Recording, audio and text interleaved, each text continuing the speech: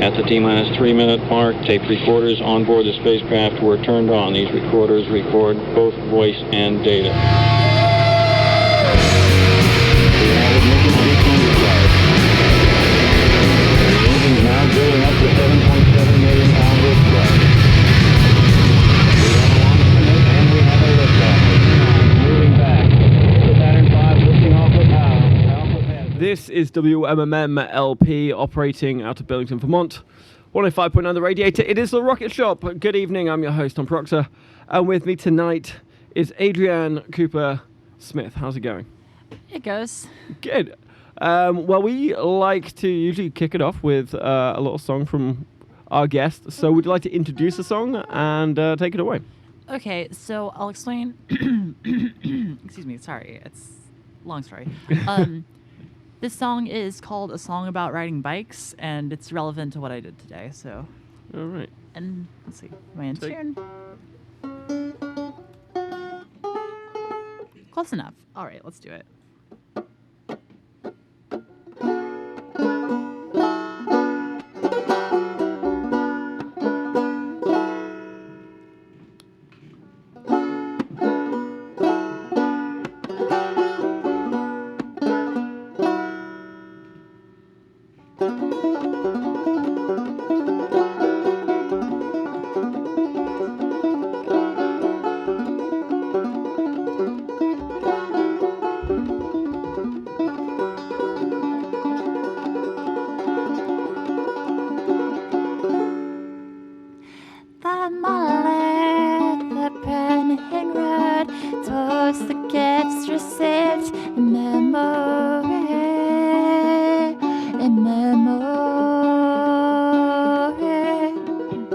I remember warmly when I'm standing still, movement, nothing when I'm on the run.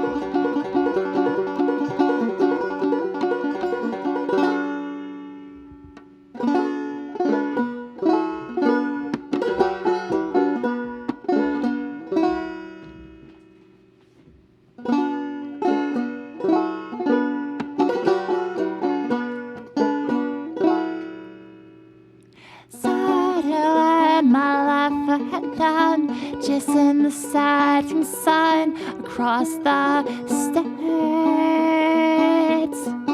chasing the setting sun, ethereal things of morning, damp leaves away, green canopy, gray sky, bright, alive and crying.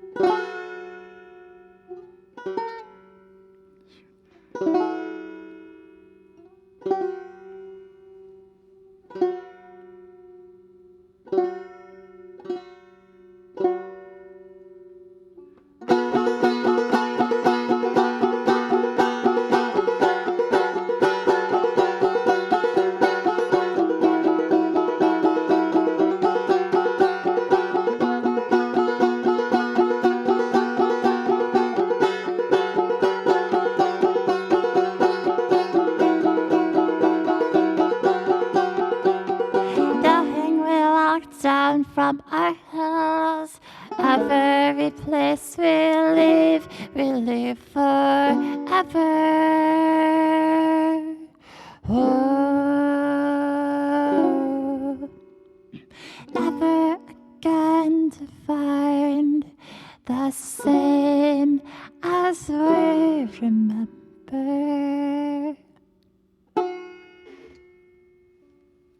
that's that song. A song about riding bikes there by Adrianne Cooper Smith. So, Adrianne, I read that you grew up in Nashville. And Okay, that's a lie. Oh, that's a lie. I grew up in Franklin. It's like 45 minutes outside of Nashville, maybe less. I don't know. It's close enough that like no one knows where Franklin is. So I'm just like, yeah, Nashville, and then people Right. are like, oh, cool, musician. Sorry. When you said Franklin, I thought you meant Franklin, Vermont, and I was like, Oh, that no, was no. quite a lie. Franklin, Tennessee. Okay, so but you still grew up, down the south. Mm-hmm. I'm assuming round a lot of music, at least in the general orbit of it. Actually, no. I lived in the suburbs, and I was really isolated and antisocial. Oh, okay. Well, I was going to ask, did that really influence any of your music? But I mean, did being isolated in the suburbs influence your music at all then? Well, yes, because I have like really eclectic tastes. Because like there are 4 bands that I listen to now, and they're bands that I've been to since I was in high school. But on daily basis, I listen to My Chemical Romance, Mumford & Sons, The Front Bottoms, and the Avett Brothers. Okay. Oh, and Oathbreaker. Praise God. Yeah. But yeah, I just like I didn't really have that many friends until I moved here. So like my access to music was just kind of like what I found on the internet or what my sibling would show me. And my sibling was really into the Avett Brothers. Through them, I like found Mumford & Sons, and then I found MCR on YouTube a while back, and it was just like there were years of my life where I only listened to MCR. Yeah. When did you pick up the banjo then? I got my first banjo for my 15th birthday. I can't remember if that was 2014 or 2015. I'm 20 years old now. Someone do the math for me. It would have been September 20th of that year. I would say roughly 5 years. Roughly 5 years then. I've been playing since then. I was the first year that I had a banjo, I was trying to do like bluegrass fingerstyle, which is like where you're like plucking the strings, and that just was not working for me because it's hard. And then through the internet, I found that there's this technique called claw hammer, which is like an older, like more traditional style of playing the banjo, and it's a really weird motion. So those of you watching on Facebook Live, it's a hand. You hold your hand like this, and then you're hitting strings with your index finger and your thumb, and it looks like this.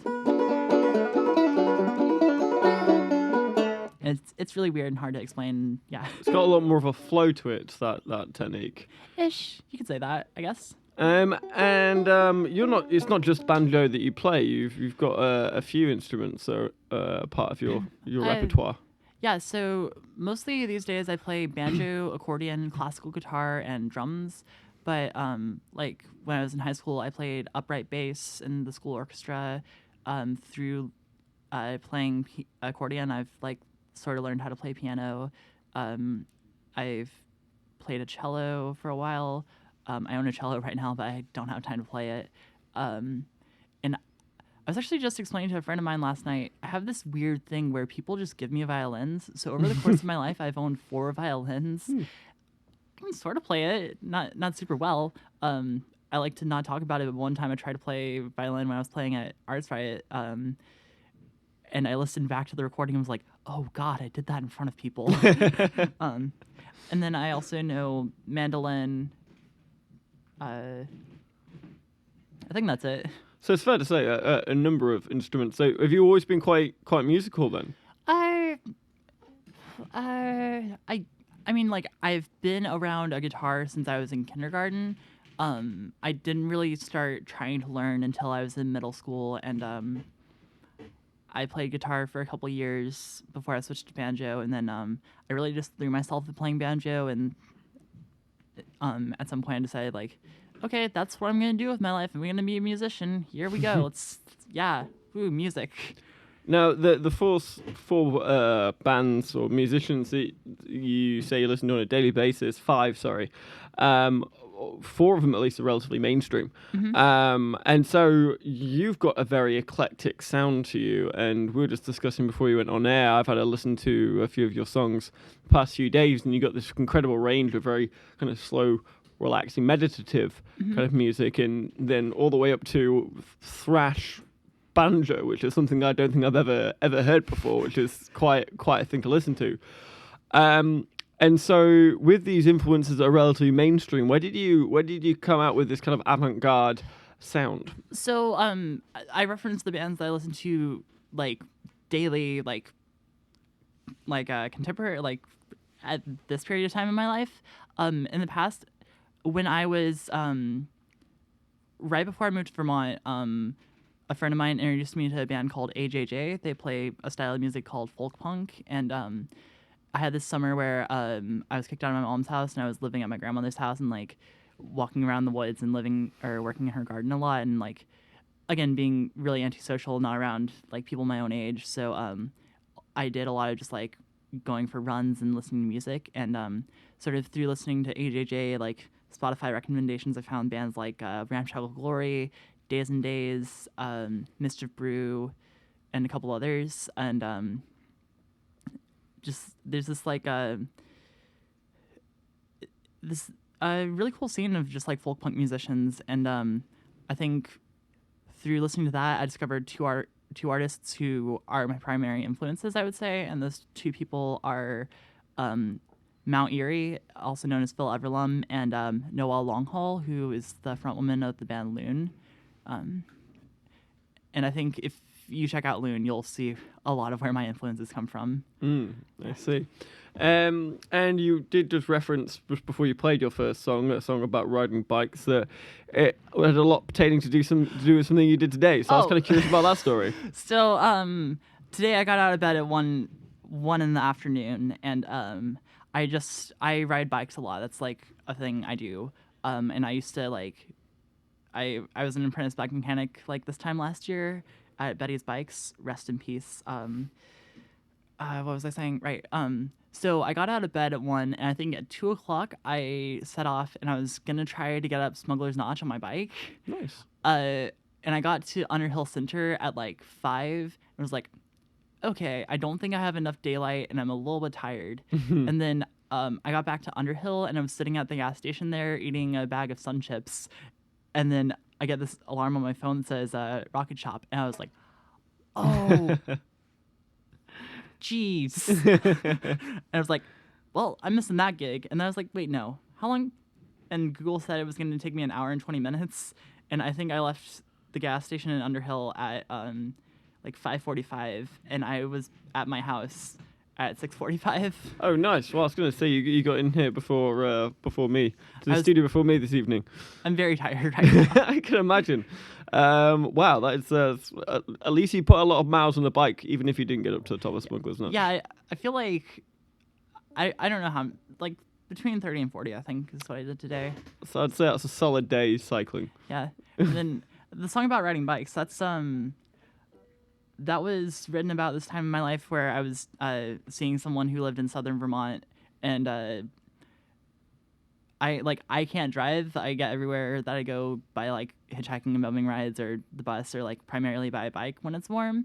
And so I was like going to visit this person and riding to their house, and it was like about 100 miles from here to there, and I was doing that one day down, one day back. And there was this one day that I did it in the pouring rain, and then like I remember just like hitting this point south of Pulteney where like my foot was numb, and I was like, I can do this. It's fine. Yeah. It was just like a really like potent like part of my life that was just like really emotionally intense, and I was really happy. And I was thinking about this memory of like just like it was a rainy day, and like the leaves were like this really beautiful color of green, and it was like, despite the fact that it was overcast, it was just really bright outside and just really beautiful. And I was like realizing that I can't go back to that place though, and if I go back there, it doesn't have the same emotional intensity anymore. And I was just like, I wrote that to process that feeling. That's beautiful. Well, I'd love to hear another song of yours. Would you like to introduce it, and we'll talk a little bit about it afterwards? I don't know if I can introduce the name of the song on the radio. What are things that I'm not allowed to talk about? Just no swear words. Okay, no swear words. This is a song about doing drugs. Okay. It's written from the perspective of someone who did mushrooms. All right.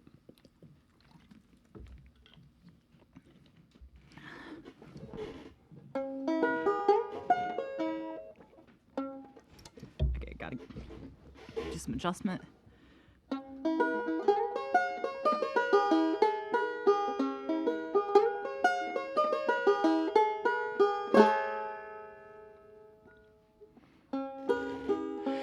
The only nights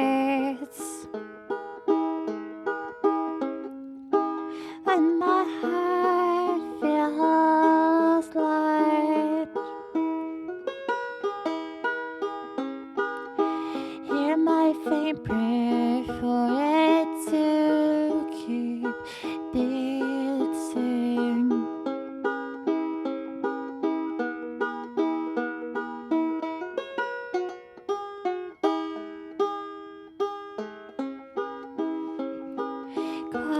Quiet now, speaking. Quiet now.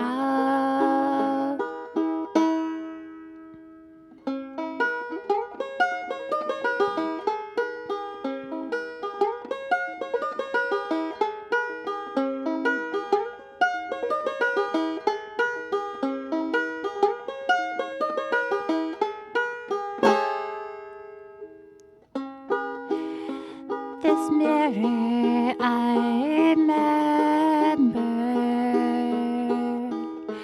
a night when I had 4 eyes,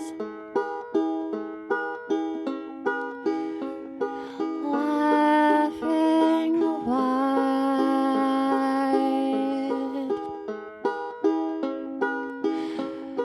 laughing wide.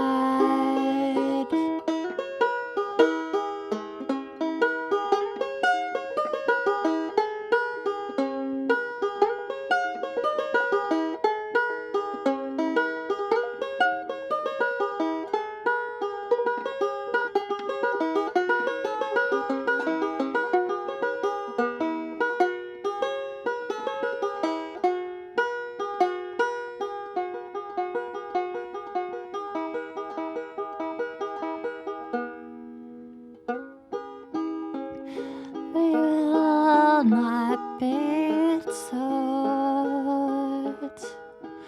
We will cuddle every night with death.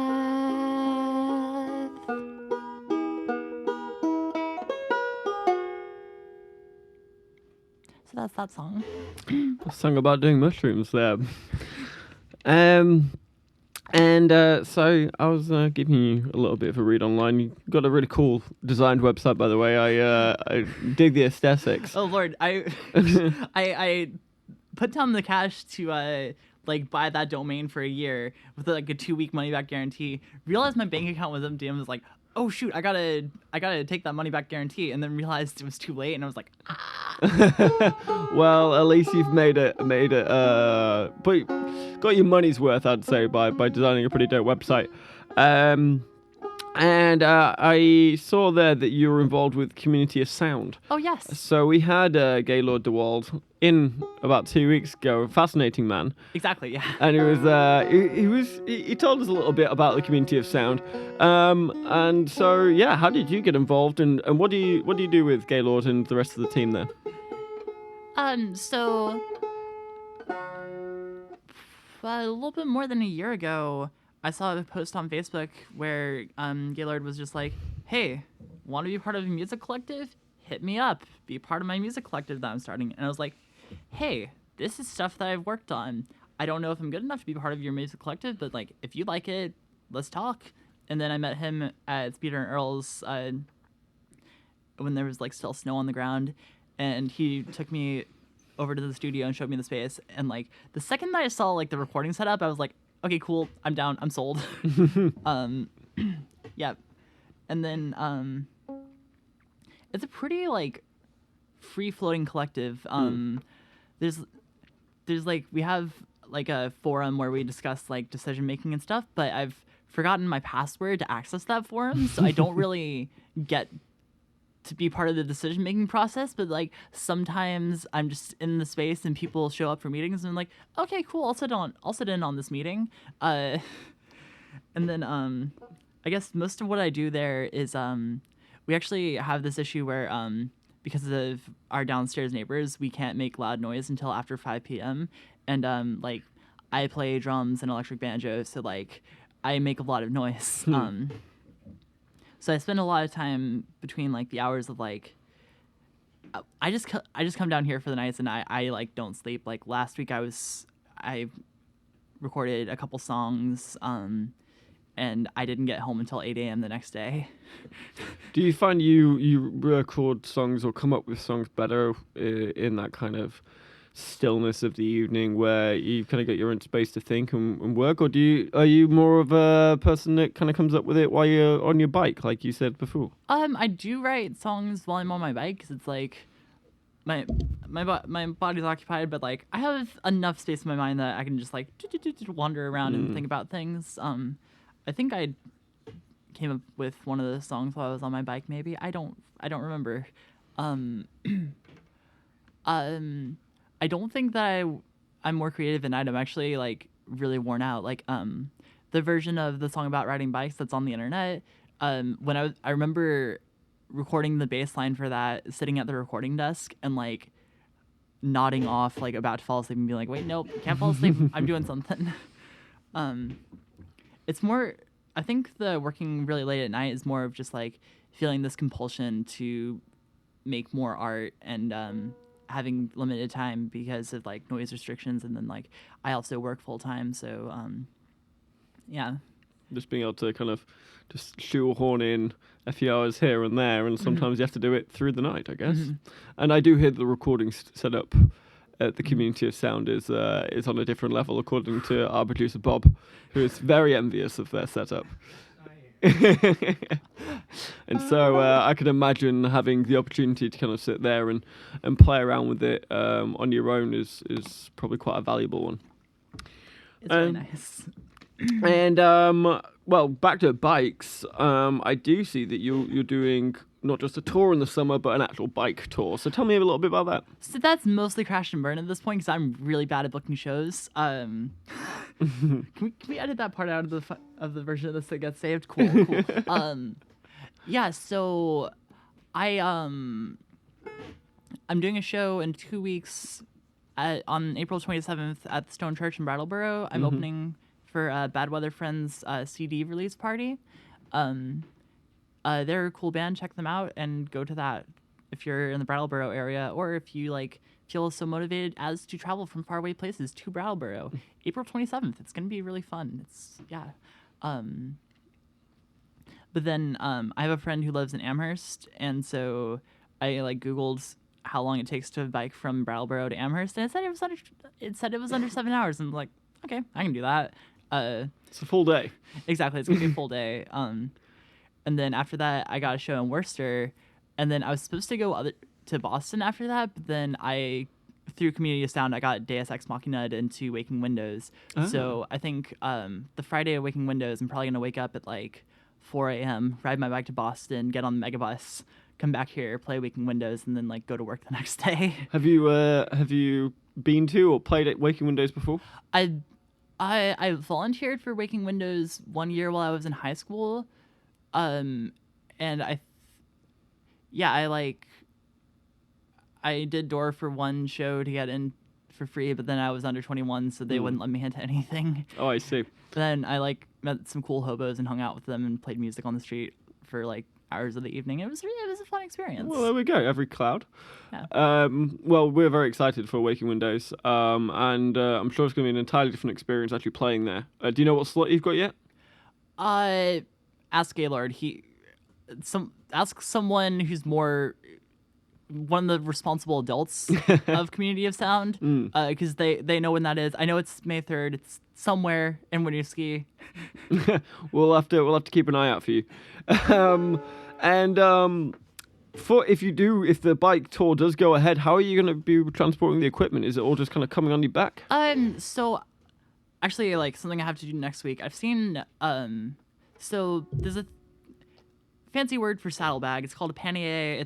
Or pannier. I don't know which way it's pronounced, but it's like basically it's a saddlebag that clips onto the rack on your bike.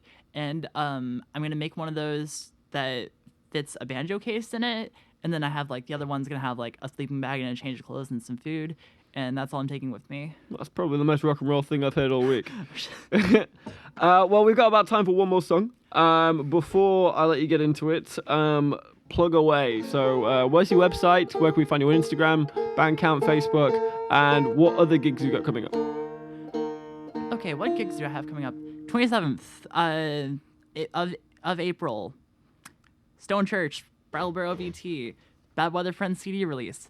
Then there's a house show that I'm playing like earlier in that week on the 22nd at a place in Winooski called the Bloom Garden. Find it on Facebook or follow me on Instagram at Adrianne Cooper Smith. That's ADRIANNE COOPERSMITH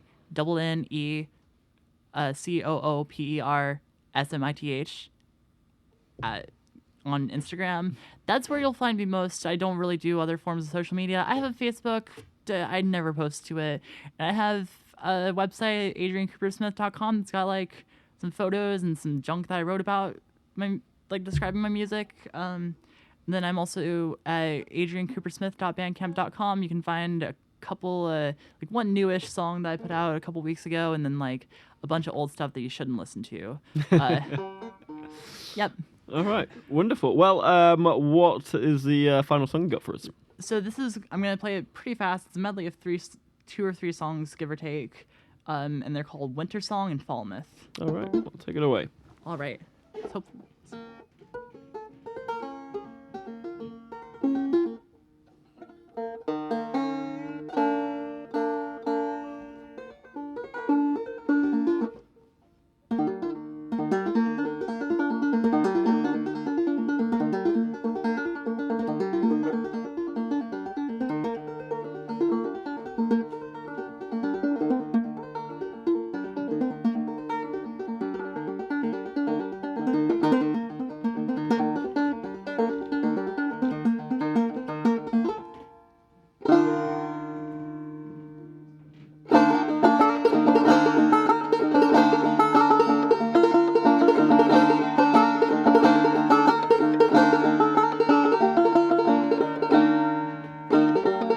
when I felt my life put me out like a body does its cells, I remembered what I knew, how to move.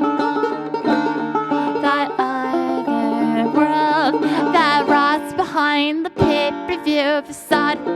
Oh.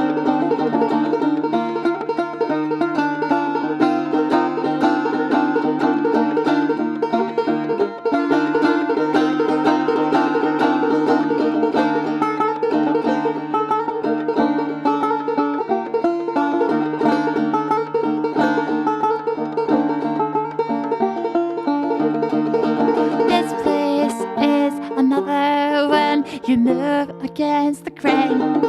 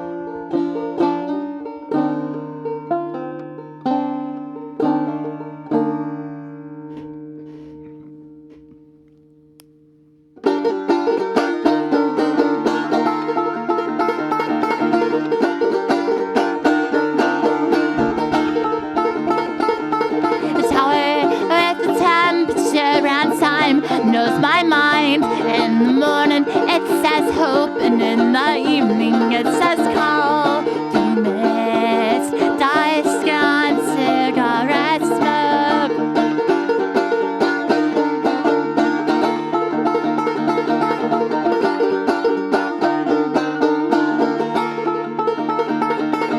Day it's fall. I was born with the flesh of an apple in between my teeth.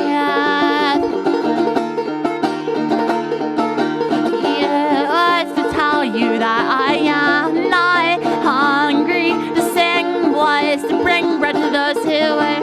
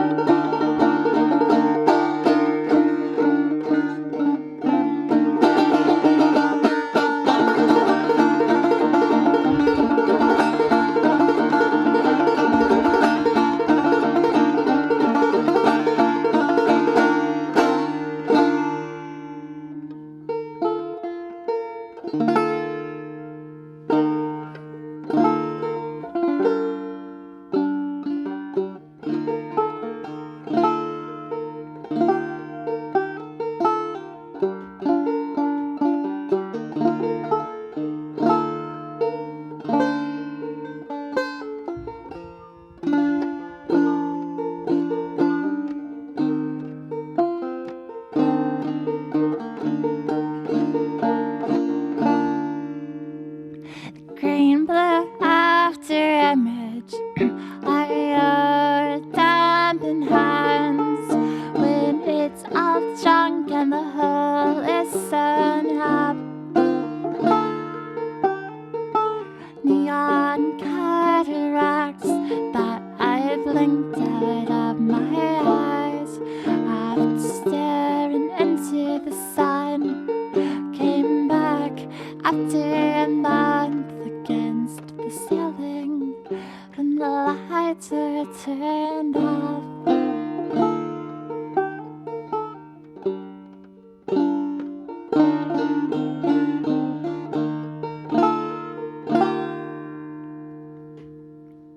That's it.